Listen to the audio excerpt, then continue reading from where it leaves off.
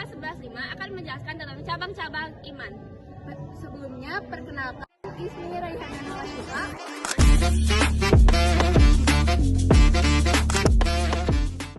Ismi Fauzia Rahma.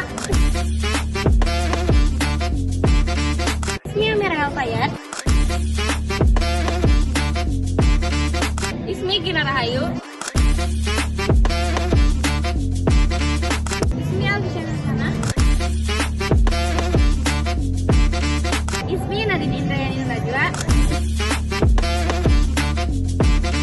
Ismi Andini Zahra Salsabila. Karena sih Macam-macam iman atau syu'abul iman adalah 77 amalan, perkataan, dan keyakinan hati yang mencerminkan keimanan seorang muslim. Macam-macam cabang iman yang akan dibahas kali ini. Yang pertama ada menjaga kehormatan, yang kedua ada ikhlas, yang ketiga ada malu, dan terakhir zuhud. Menjaga kehormatan bukan hanya tentang bagaimana orang lain memandang kita, tetapi tentang bagaimana kita menghargai diri sendiri dan nilai-nilai yang kita pegang. Maksud dari menjaga kehormatan adalah menjaga harga diri, nama baik, dan kemuliaan diri. Dengan kata lain, menjaga harkat, martabat, dan harga diri manusia. Dalam bahasa Arab, menjaga kehormatan disebut dengan muru'ah. Muru'ah adalah proses penjagaan tingkah laku seseorang agar sejalan dengan agama. Selain muru'ah, juga disebut dengan istilah ifah. Secara bahasa, ifah artinya mencegah dari sesuatu yang tidak bermanfaat atau menjauhi hal yang buruk dan terlarang. Sedangkan menurut istilah, berarti sifat yang menjadikan seseorang dapat menghindar dari hawa nafsu. Menjaga kehormatan terdapat dalam Quran Surat Al-Ahzab ayat 35. Sesungguhnya, muslim dan muslimat, mukmin dan mukminat, laki-laki dan perempuan yang taat, laki-laki dan perempuan yang benar, laki-laki dan perempuan penyabar, laki-laki dan perempuan yang khusyuk, laki-laki dan perempuan yang bersedekah, laki-laki dan perempuan yang berpuasa, laki-laki dan perempuan yang menjaga kemaluannya, laki-laki dan perempuan yang senantiasa menyebut nama Allah. Untuk mereka Allah telah menyiapkan pahala dan pengampunan yang besar. Muruah terbagi menjadi 3. Yang pertama, muruah terhadap diri sendiri. Muruah terhadap diri sendiri adalah menjaga perilaku mulia dan menghindari perilaku tercela dimanapun dan kapanpun, meskipun dalam kondisi sendirian. Yang kedua adalah muruah terhadap sesama manusia. Muruah terhadap sesama manusia adalah menjaga perilaku mulia dan menjauhi perilaku tercela kepada orang lain, baik di lingkungan rumah, sekolah, maupun masyarakat. Yang ketiga adalah muruah terhadap Allah Subhanahu wa Ta'ala. Muruah terhadap Allah Subhanahu wa Ta'ala adalah merasa malu kepada Allah Subhanahu wa Ta'ala sehingga membuat manusia selalu melaksanakan perintahnya dan menjauhi larangannya. Contoh muruah dalam kehidupan sehari-hari.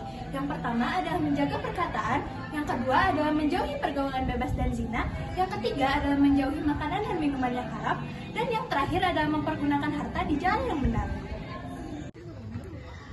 Ikhlas berasal dari kata bahasa Arab yang berarti murni, yaitu tidak bercampur, bersih, jernih. Ikhlas juga berarti yaitu suci dalam berniat. Ikhlas dibagi menjadi 3 tingkatan. Yang pertama yaitu orang awam, yaitu umum.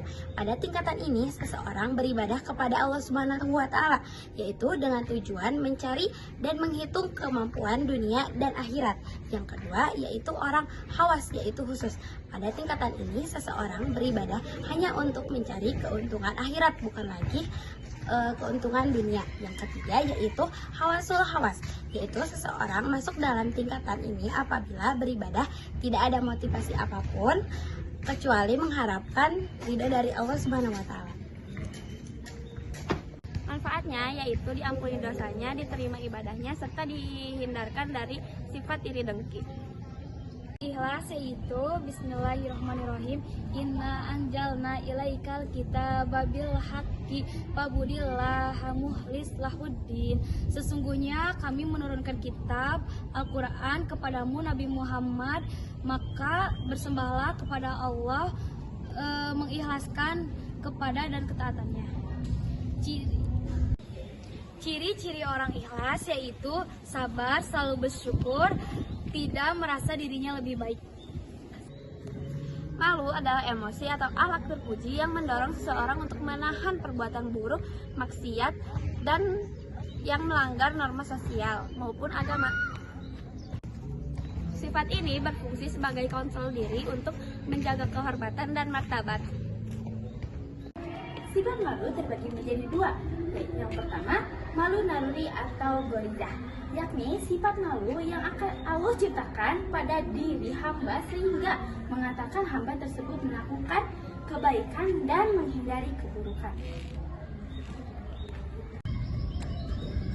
Malu yang kedua adalah malu yang dicari atau dilatih dengan nama lain muktasab.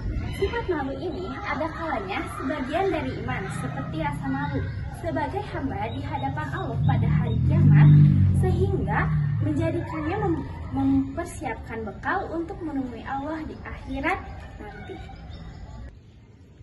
Zuhud adalah sikap mengutamakan akhirat daripada dunia, tidak memprioritaskan harta atau kesenangan duniawi, melainkan menggunakannya sebagai sarana ibadah.